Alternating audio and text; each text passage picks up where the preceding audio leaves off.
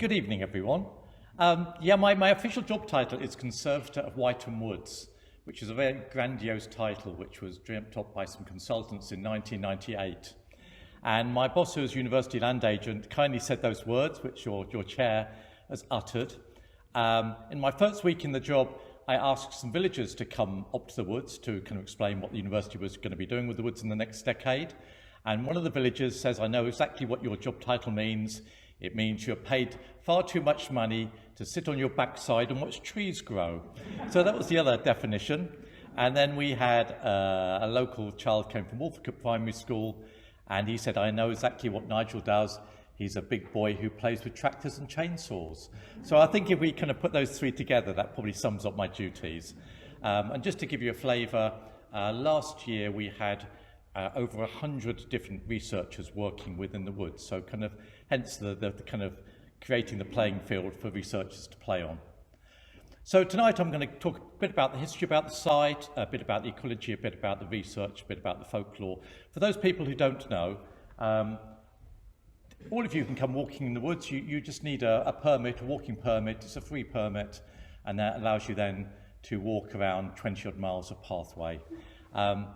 Before my time, there was an elderly gentleman who was stopped and asked for his permit, and he said, "I do not need a permit."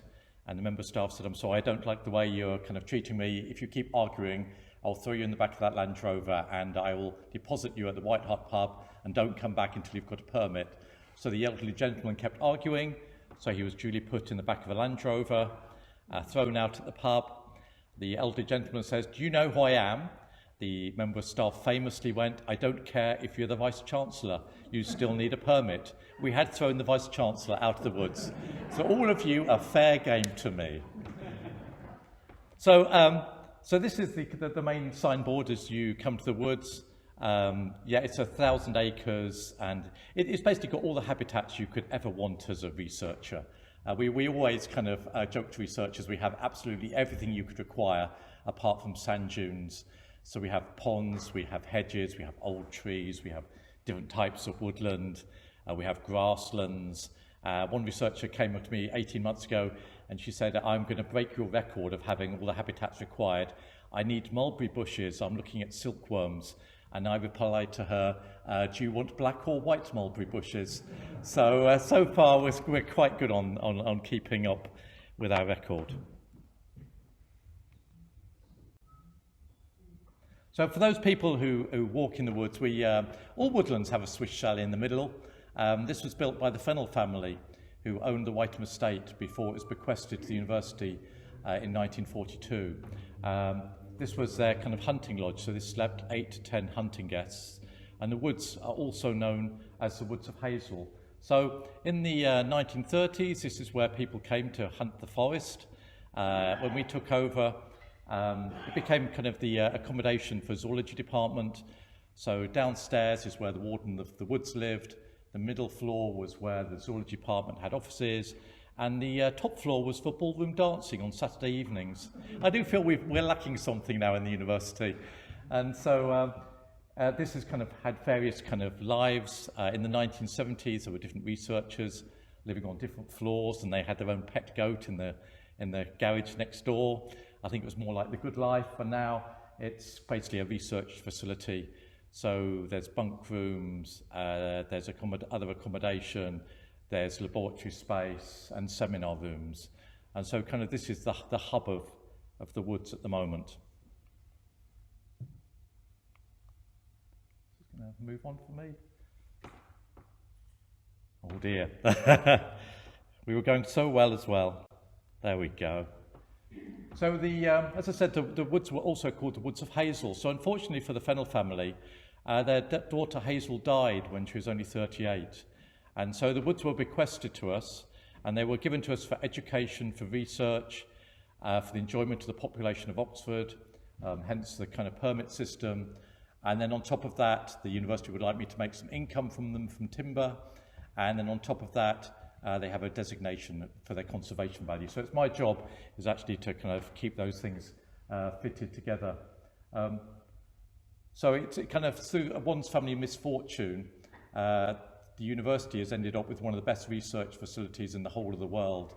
So we always say that Wytham is probably the most researched area of woodland in the whole of the world. In terms of research in general, it's probably in the top 2 or 3 in the whole of the world. So if you kind of look back through the history, there's been over 1,500 scientific papers produced just based on work in Wytham. The smallest bit of research I could find was someone who looked at the transfer of soil protozoa, of a DNA from one soil protozoa to another. That was the smallest bit of research that I could find. And I suppose on the kind of upper length of the scale, we now are one of the 7 world health sites for forest health. So there's satellites going across Wytham looking at the health of our trees. And so I suppose that's kind of the range of work we do. And Wytham is especially famous for the long-term research. It's probably one of the top sites in the whole of the world for the long-term research. So the bird research started in 1947, small mammals in 48, badgers in 76, vegetation plots just before that in 74, grassland projects in 84, climate change in 92. There's nowhere in the world which actually has those data sets. And just to kind of give you an idea of that, people say, I went to a wonderful talk by a professor of ornithology in the Naturalist Museum, and his group have been doing work for 75 years within the woods. And a member of the public said, what the hell are you doing? If you haven't learnt everything after 75 years, you're obviously not doing your job correctly. And then he correctly said, 75 years for an oak woodland or national woodland is absolutely nothing. So we have an oak tree that is 680 years old, and we've got a field maple that's 2,000 years old. So 75 years is kind of just looking at kind of a segment of the woodland cycles.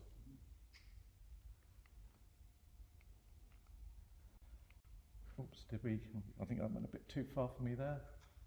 That's okay, we'll keep on that one. So this is the actual whole Wytham estate. So for those people who don't know, the road at the bottom is the Ensham Road, so that's kind of heading off to Ensham to my right, and this is Botley to the left. The most fantastic thing about it is it's 3,200 acres, so it's, as I say before, it's got farmland, it's got a whole diversity of sites. And so the darker the green, basically, the older the site. So the dark green is woodland that's been there since the last ice age. Some of the blues on my right-hand side is actually peat bogs, which have been developing for 10,000 years. So we can look at the pollen history of the site. And going through, I suppose, the most recent habitats we have are ponds further down towards Hill End, which we created 2 years ago as part of biodiversity offsetting for development elsewhere on the estate. And for those people who've lived in Oxford for a long time, a lot of you probably went to Hill End Residential Centre as youngsters. Well, Hill End is in this section right at the bottom corner, or bottom middle of the site. So that's been an educational centre since the 1920s. So that kind of gives you a flavour of the whole estate. The clicker is not happy today. There we go. So just kind of going through some of the history of the site. If you walk along the top of the site, this is called the Singing Way. And this used to be the main road from Gloucester into Oxford. So we thought it was called the Singing Way because monks on their way from Gloucester through Oxford to Canterbury would kind of go down this track, and when you get to the far end of it, you can see Oxford in the distance. And so you burst into song that you're almost there for the evening. And this story was kind of folklore in the woods for literally decades until one of our doctors was looking at the Oxfordshire Book of Witchcraft from 1743, and he discovered that the trees along the Singing Way were said to have healing qualities, and the ill of Oxford were brought up onto the Singing Way so the trees could sing to the ill and cure them of their illnesses. And such were the power of the trees that the population of Oxford used to take vases of soil back with them so they could put the vases of soil on the mantelpiece so the healing could continue. And I do quite like the fact that nowadays we talk about the same thing with well-being and forest bathing. And if you wait long enough, the cycles just come back. So that's why this is called the Singing Way.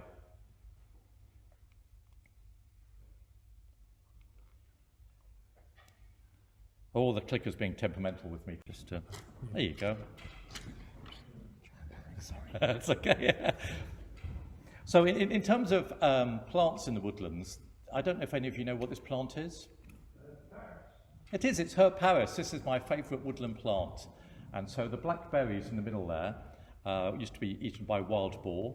We haven't had wild boar in the woods for probably the last 700 years. And so Herb Paris has basically been stuck in the same locations, as far as we know, for that period. We know it's not moving because a plant ecologist in 1956 mapped out every single Herb Paris in the woods. And those are the same locations that we still find the plant in today. So this plant is waiting for wild boar to return, so it's actually be free to roam the woods again. And we have a whole suite of insects and plants that we only find in the really old sections of woodland. And that's why it's so crucial that we maintain these areas of semi-natural ancient woodland.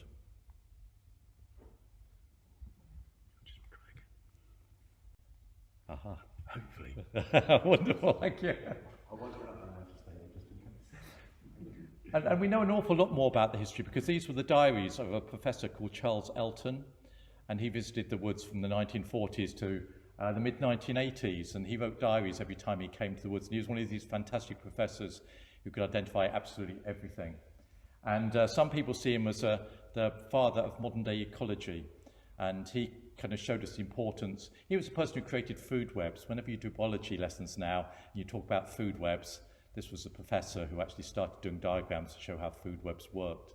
Then this was the professor who really got us into kind of deadwood habitats and showed that a lot of the species within the woods are reliant on logs and the like. Oops, am I just pushing this incorrectly for you today? I'll go slide to slide, I'm quite happy. I don't know. It's one of these things. I'm going to go slide to slide. It's fine. I can work with that one.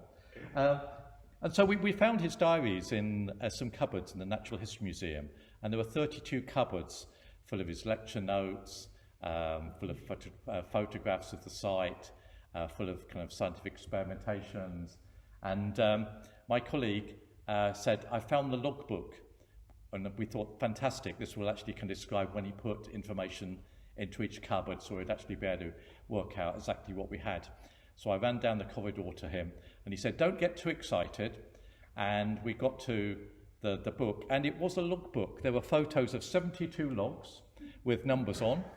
And so I think it's the only authentic logbook in the whole of the university.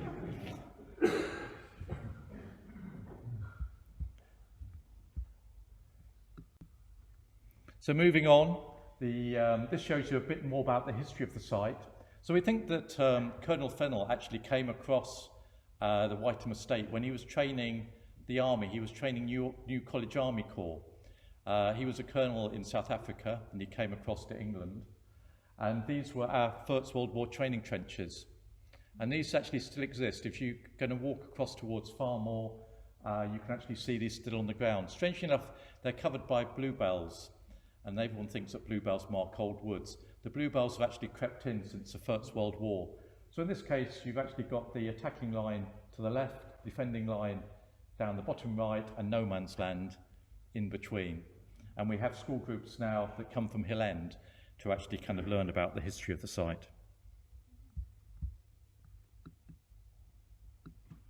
So, there we go. So moving on to the actual kind of research interests of the sites. These little dots are all the bird boxes we have. So that at my last count, there was 1,176 bird boxes. And we started with 76, and they were just in Marley Wood.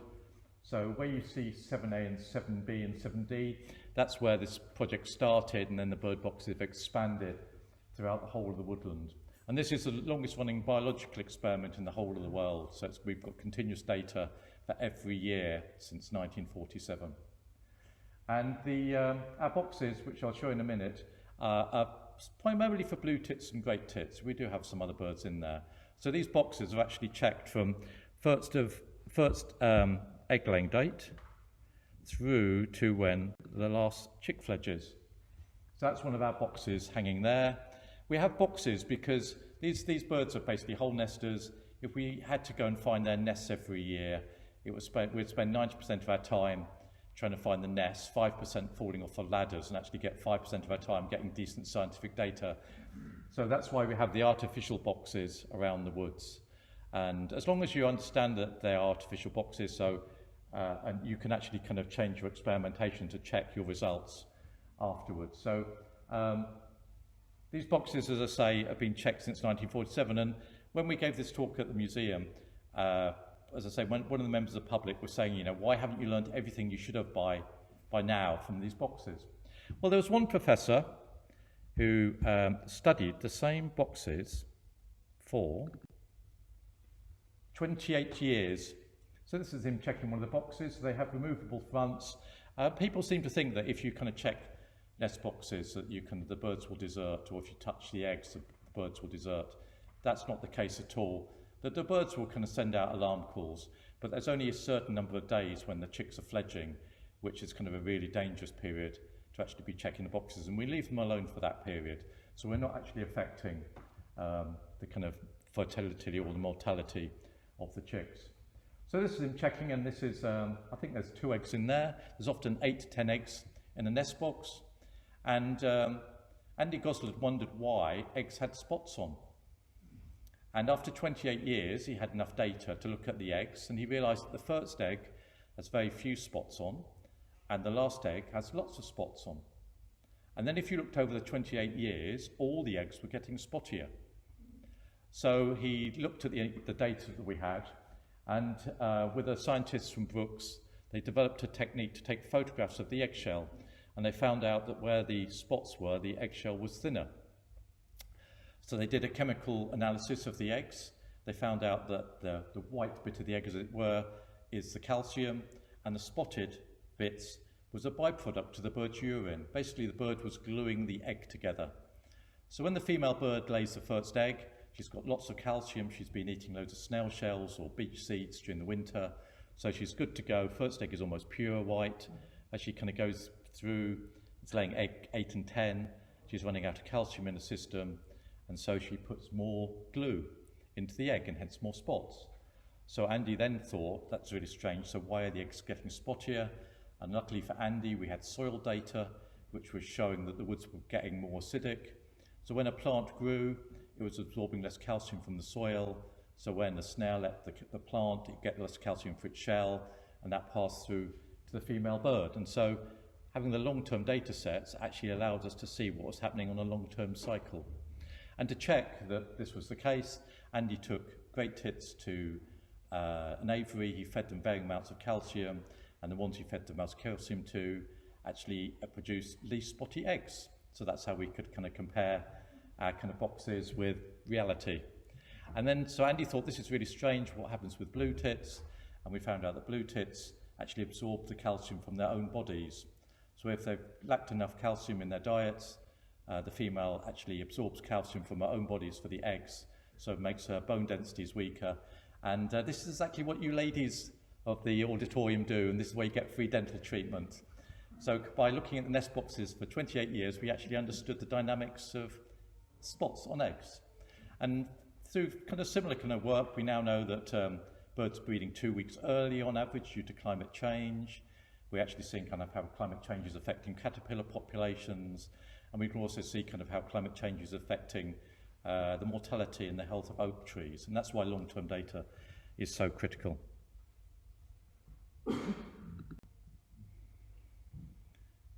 The birds is just one of our projects.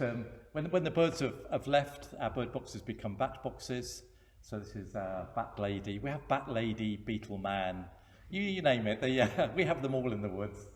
So this is Danny measuring one of the, I think that's a pipistrelle bat. So that weighs about 8 ounces.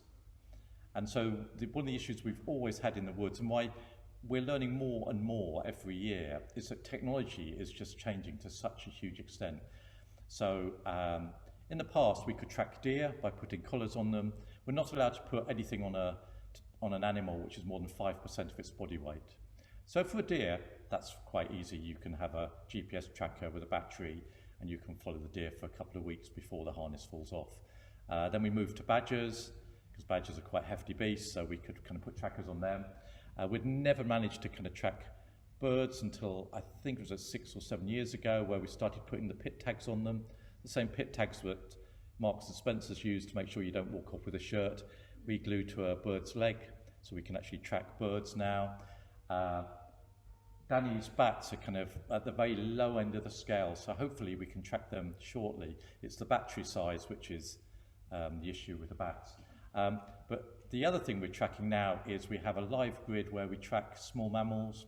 So as soon as a mouse comes out into a 4-hectare plot, we can actually track every single mouse. So we catch them, we put the same pit tags in that your cats and dogs have.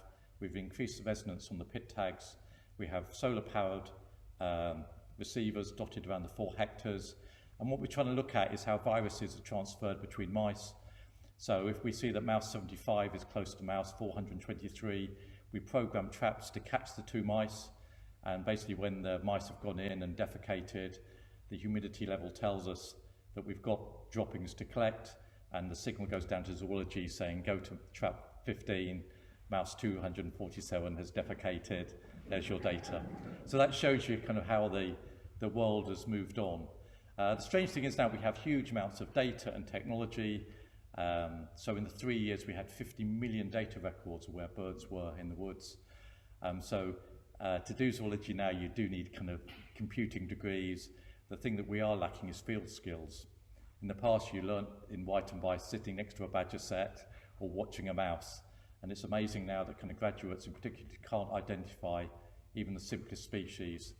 So when we have the undergraduates out, most of them can't even identify kind of 10 different species of tree. I think it was 2 years ago, only 23% of the zoology undergraduates could name more than 5 British birds. They can use all the smartphone technology, but don't tend to identify things. So all of you lot have got skills advantage there, hopefully.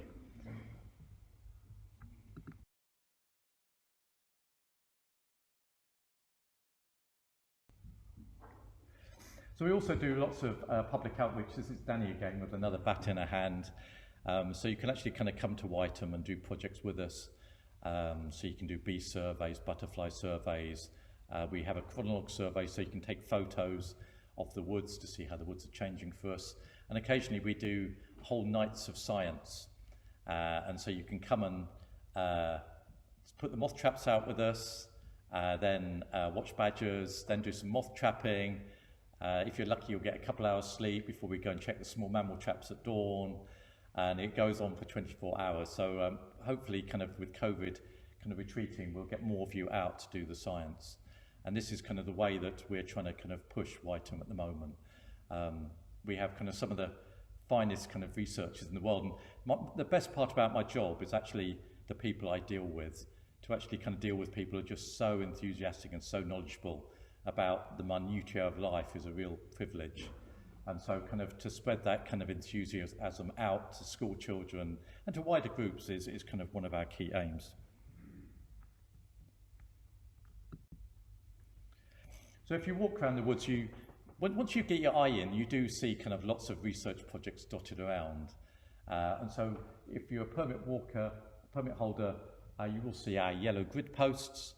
So these are 100 metres apart in the woods. The kind of metal tag gives you a good reference, and if you go 14.14 metres in the northeasterly direction, you'll come to your 10-metre vegetation plot. And so this is a way that we actually kind of see how the woodland is changing on a kind of 5-year cycle.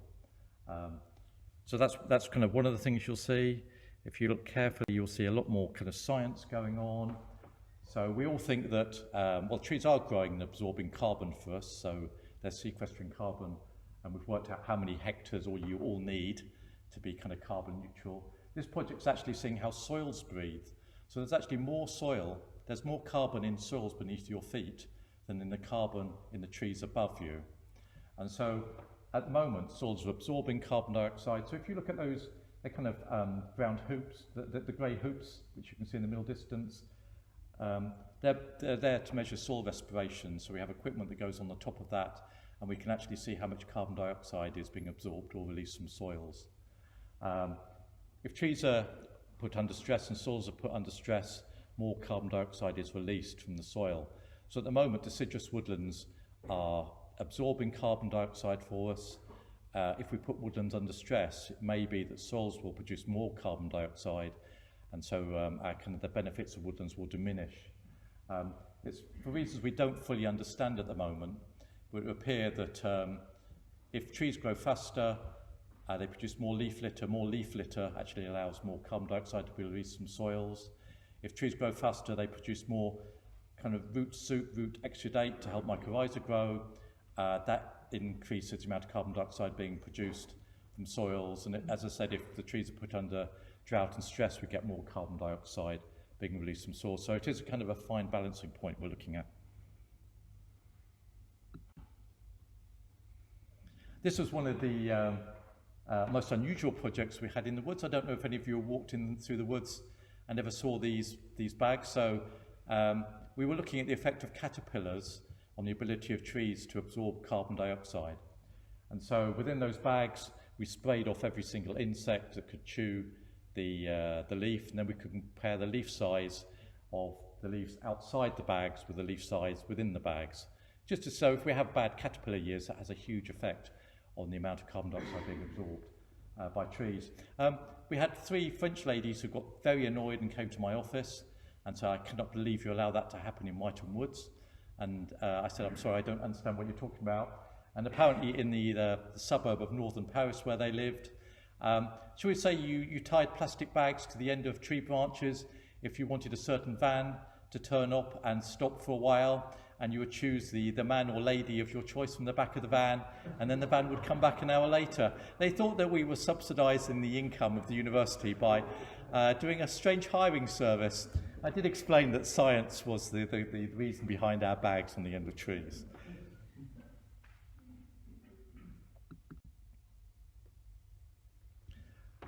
This was a project to look at how trees regenerate under different canopies. I don't know if any of you were conservationists in the 1980s. Sycamore was deemed to be a non-native species, so we used to go out on Saturdays and Sundays, chop down these sycamore trees which are going to take over our native woodland, and then we would have big bonfires and dance on their ashes by having baked potatoes and celebrating their demise.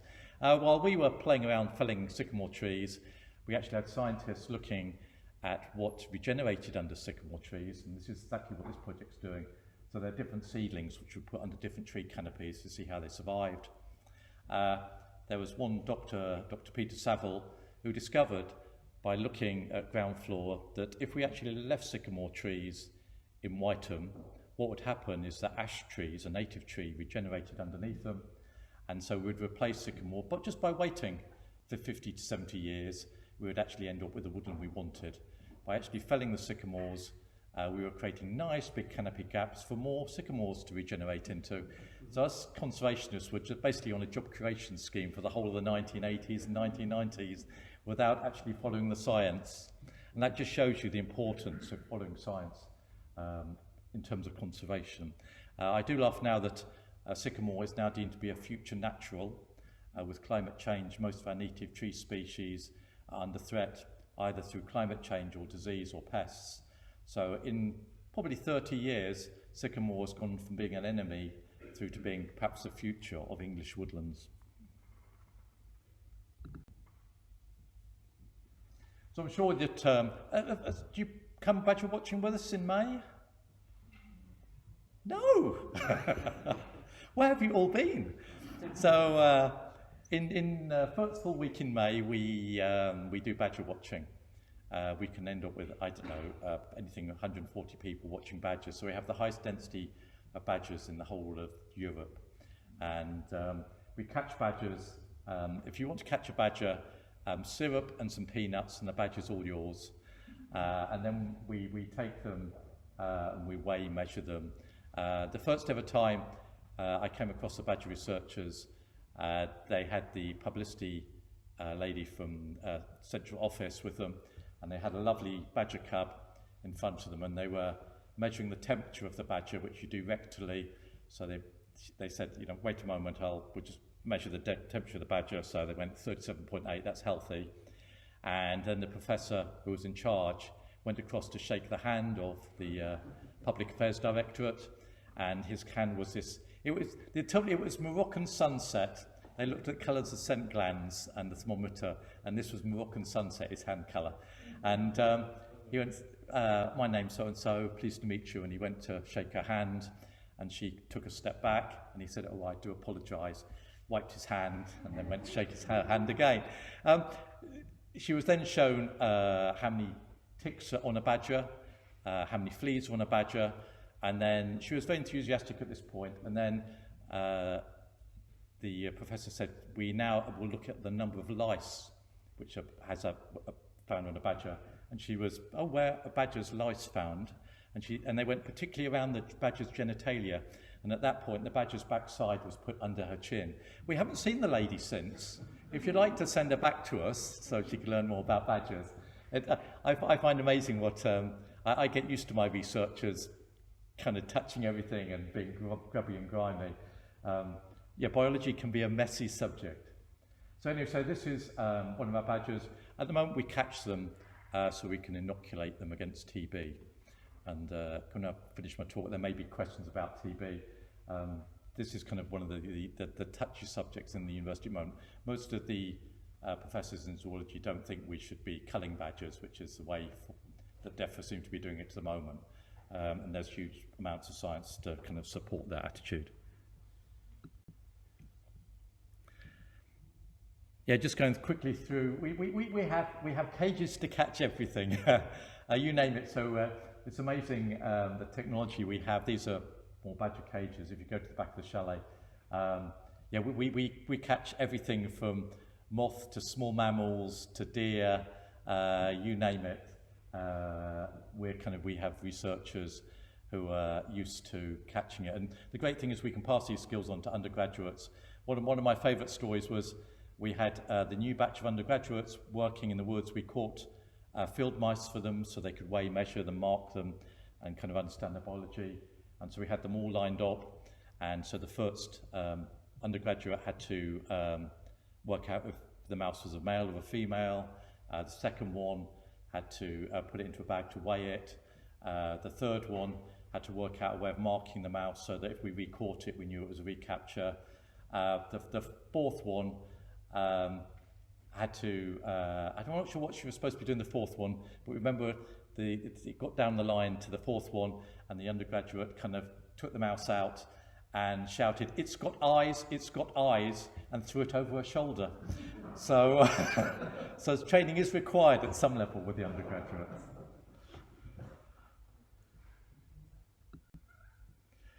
We also kind of looking at how the whole forest is breathing. So this is called our flux tower. This actually kind of goes 30 metres above the canopy. So we can actually see how trees are growing on how trees are breathing on a minute-by-minute basis, and understand kind of the long-term effects of climate change on how trees are breathing. So in the past, one big oak tree, each one of you just need one big oak tree to be sustainable. And so that oak tree was absorbing the carbon dioxide you were breathing and then producing enough oxygen for you to live. So as long as you had one big tree, all was fine in the world. Our estimates at the moment are that each one of you probably needs 5 hectares of woodland to be sustainable, which is 5,000 trees. So kind of our sustainability levels may have changed a slight bit since the Stone Age. And so we actually can work these equations out. We used to measure the trees around their waist to work out how much they've grown. We now laser scan a whole section of woods. And so we can see exactly how each twig has grown on each tree. So in the past, we thought that young trees were absorbing more carbon dioxide because they were putting more and more girth, and the old trees were just sitting there.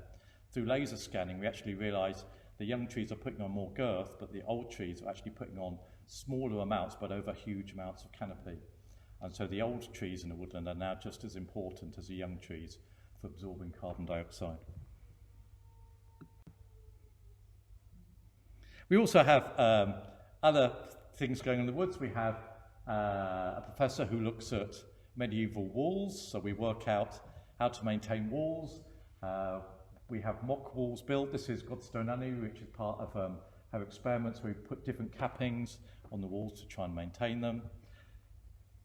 And she also built mock college walls in our yard so we can understand why college walls degrade. And she's one of the people who's looking at the effects of ivy on all walls. And she's found out that you should actually leave ivy on walls, that as long as you kind of keep them trimmed, they're actually being more protective than actually kind of trying to take the ivy out. And her research is actually now followed by the whole of English Heritage for all of their sites. I'll just skim through a few of these so we get questions at the end. Wytham is also famous for its deer research. This is our deer fence. So we have 6.5 miles of deer fence. You used to be able to buy our venison in the covered market. We don't sell it there anymore. When I first started in Wytham in 2000, all the villagers from Cumnor used to phone me up and go, all of your deer are eating all of my roses. What are you going to do about it? And I'd reply, look, my deer are within the fence, so it's not my deer eating your roses. And then after 5 years, they'd phone me up and go, your deer are still eating my roses. And I said, no, they're fenced in. Oh no, because you've got the fences, your deer can't get back into the woodland. So they are your deer eating my roses. So I don't think I could win on that one. The actual deer populations within the woods are actually the lowest in probably the whole of southeast England. So deer are actually at the moment as big a threat to woodland ecology as climate changes. The trouble is that deer numbers have increased so slowly, we're totally used now to looking at degraded landscapes. So when we kind of started controlling the deer numbers, we excluded deer from one area, and the bluebells were 4 times the size within 3 years. So that just shows the effect that deer are having on ecosystems. I do have to move towards the end with one of our most interesting stories. One of my foresters came across some huge demijohns in the middle of nettles, and he swore about the fact that he almost broken someone's research experiment and they should map it out better. I went to look at this said plant, and we found we had a guerrilla cannabis farm within the woods with £10,000 worth of cannabis being grown. So we called in Thames Valley Police to look at it, and as we drove up to the site, they were plain clothes. They kind of looked like they were out of Hawaii 5-0. There was fantastic kind of flowery shirts on. They turned up in a Vauxhall Nova, and we went, you must be plainclothes police. And we went, how do you know that? You're quite obvious. And so we went to show them where the plots were, and one of the most famous woodland ecologists in the whole of Europe just happened to be walking across the track with a spade in his hand, and the police put their brakes on hard, and then that's the man. He's a huge kind of beard. This is Dr. Keith Kirby. We've got him. That was a piece of no, that is Dr. Kirby. He is the most foremost plant ecologist in the whole of Europe. Oh, it's definitely him. So it wasn't Dr. Kirby. And so kind of, the cannabis got confiscated at the end of the year. But that was one of our kind of strangest finds in the woods. And this is kind of my final slide. One of my kind of previous managers said you should always end on a kind of a beautiful slide. These were kind of sheep from the Lake District. A farmer from Ducklington brought these specially for us for our grasslands.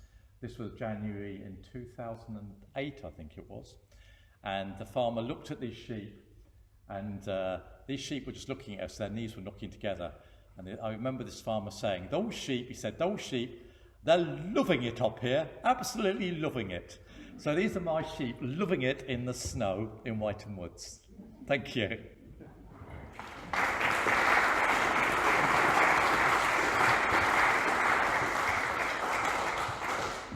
Well, very many thanks, Nigel. Wytham truly is the laboratory with leaves. Now, Nigel's kindly agreed to answer some questions. We've got 10 or 15 minutes for that. So if any of you have any questions, could you raise your hand, and I'll ask if you can give your question to us. There should be a roving mic. Do we have a mic? Yes, thank you very much. And then we'll come to you. Yeah.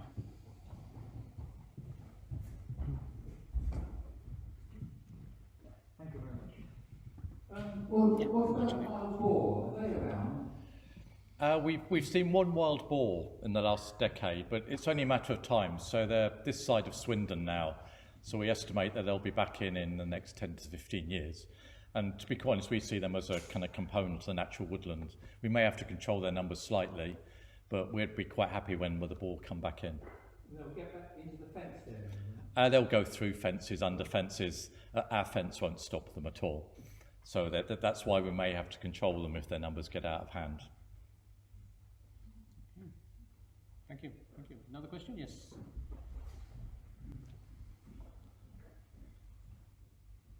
Talk about numbers getting out of hand. Do you have a problem with squirrels? We have a huge problem with squirrels. There was one lady at one of these talks asked me what our pest control policy was for the woodland, and I rather facetiously said, we'll shoot it if we can eat it. And then she said, no, what is your policy? And I thought, no, actually, madam, that is our policy. So we used to shoot squirrels and send them to London restaurants. And so kind of everything we shoot, we try and have a use for. And that's how everything in woodlands was used in the past. It's just that we've all kind of broken that cycle now. There's a fantastic poacher's song, which the villagers of Ensham used to sing, about going up into Wytham Woods and taking the Lords of Abingdon's deer. And so we do forget that kind of hunting has always been part of, well, it was part of our livelihoods and welfare in the past, and there's a kind of a disconnect now. So, you know, if you wanted to kind of be organic and sustainable, you could make a really good argument that eating squirrels and venison and the like from Wytham is actually the way forward. Can we get on the list to get some squirrels? Yes! Any other questions? Recipes for squirrel, perhaps? Oh.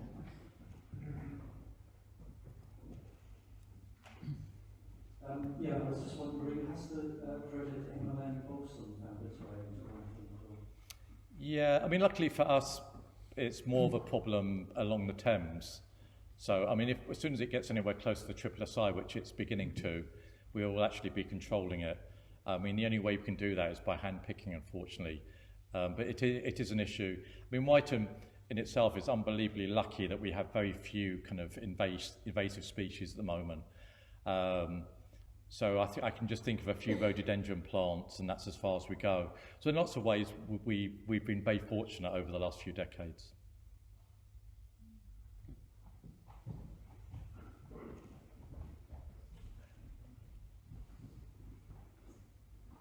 I was curious what humans had done to the land before it was taken over in 1942.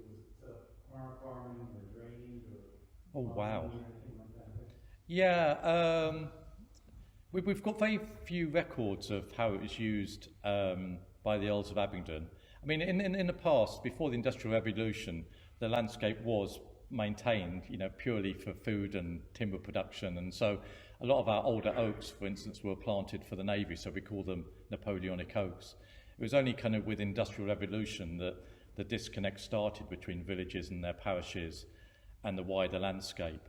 And so when the Fennell family had it, it was deemed more to be kind of a hunting landscape, and the folklore goes that Oxford was going to be kind of the position of the new German Parliament, and so Wytham would have been the hunting forest for the new German Parliament.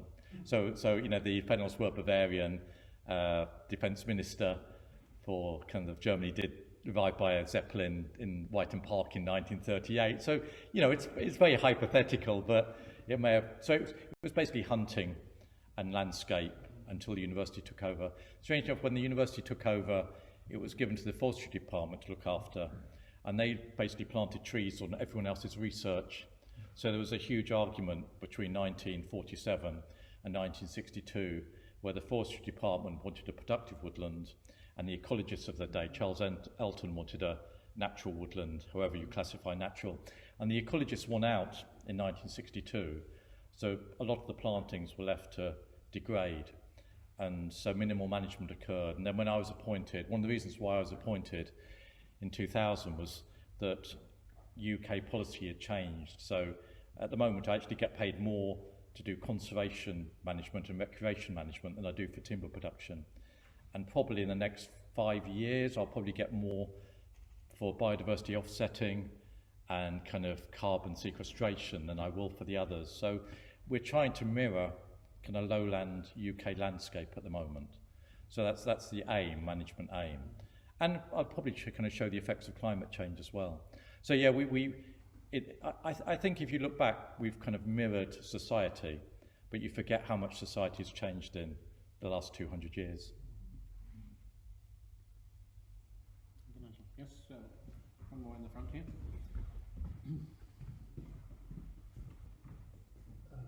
Ash dieback, how much is that going to affect the woods? How do you think they'll look in 100 years' time? Me and Dr. Keith Kirby, just kind of a few years ago, we wondered if we should do a prediction in an envelope of how the woods would look in 100 years' time. We have a 100-year management plan, basically, of how the woods should look. And we sat down with our envelopes, and then we decided that basically the cashier behind the desk at the co-op has probably as much idea as we do with climate change over how the woodland's going to change. So I've seen more change in the last decade than in a woodland than I probably have in the last 30 years. So with ash dieback, ash is our most populous tree, so it's 28% of the canopy. And ash dieback is now in the woodland. At the moment, in the whole of the UK and Europe, there is no there's no resistant tree. Some trees appear to be more tolerant. So there's a chance that we may lose 98% of our ash trees within the next decade, which is drastic. And so we actually have a research project looking at the effects of ash dieback, not only on how the woodland community is going to change in terms of tree species, but how that's going to affect bird populations. It's birds, bats, moths, earthworms, the whole cycle. And at the moment, we've got no idea. We've got good guesses, but that's as far as it goes. On a good day, in the most researched area of woodland in the whole of the world, I think I understand how 2% of the ecosystem works on a good day. And then I go back to my office and actually realise I probably understand how 0.5% of it works. So we've got kind of theoretical concepts of how it fits together, but at the end of the day, we've still got so much to learn.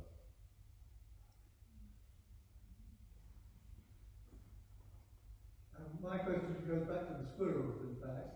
In some places, I think in Wales and Forest of Dean, they've been introducing pine martens, and that seems to have been an effective, I don't know, is it true that that is a possible? Pine martens are actually on their way back, Yeah. so we won't have to introduce them. We have, anecdotally, a couple have been seen already. So probably within a decade, pine martens will have a huge effect. At the moment, the only way we control the squirrels is by shooting. But yeah, natural predators will come back in. So yeah, I'd much prefer pine martens to be in the woods rather than kind of shotgun pellets.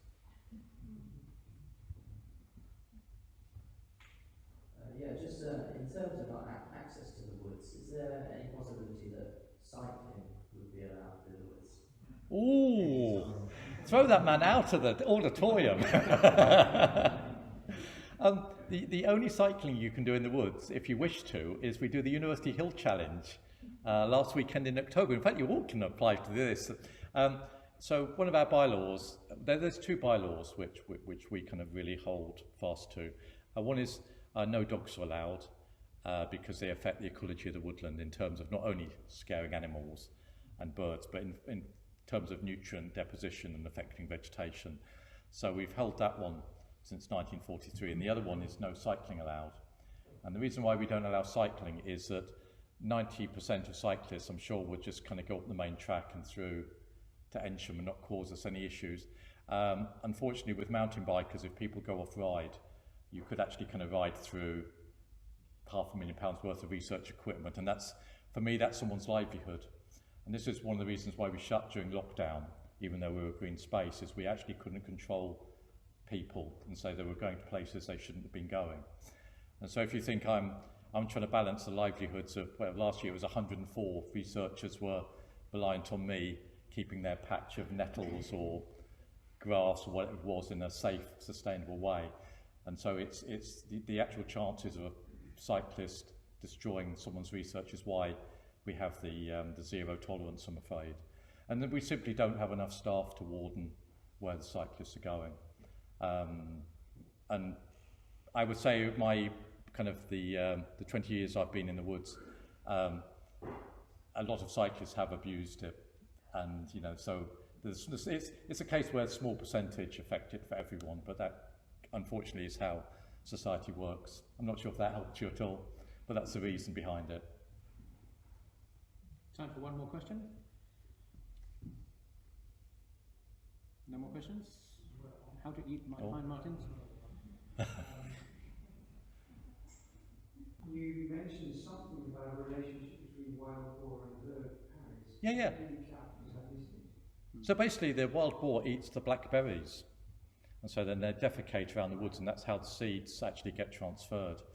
And so the herd parrots, since 1956, the patches have expanded, so they expand via underground stolons, but there's actually no new colonies dotted around the woods. And before you all ask and say you haven't walked the woods, the whole woods, so you don't know that, we actually had an ecologist who took 4 weeks to walk the entire woods at 3-metre pacing to check out where the rare plants were.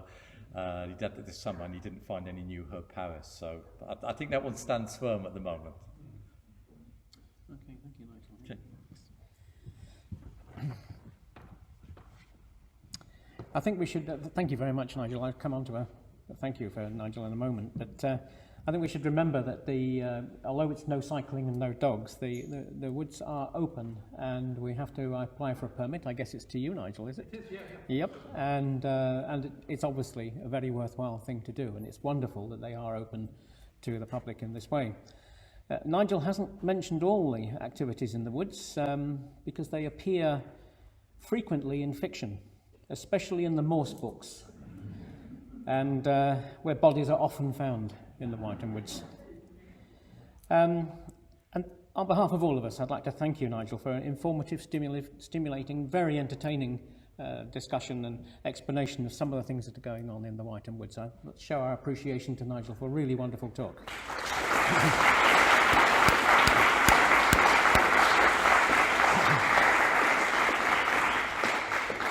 Just before we close, can I just mention the next 2 talks that we've got here in Magdalen College Auditorium on the 4th of November. We've got a talk on 150 years of Through the Looking Glass, and Lewis Carroll's sequel to Alice's Adventures in Wonderland was printed in November 1871.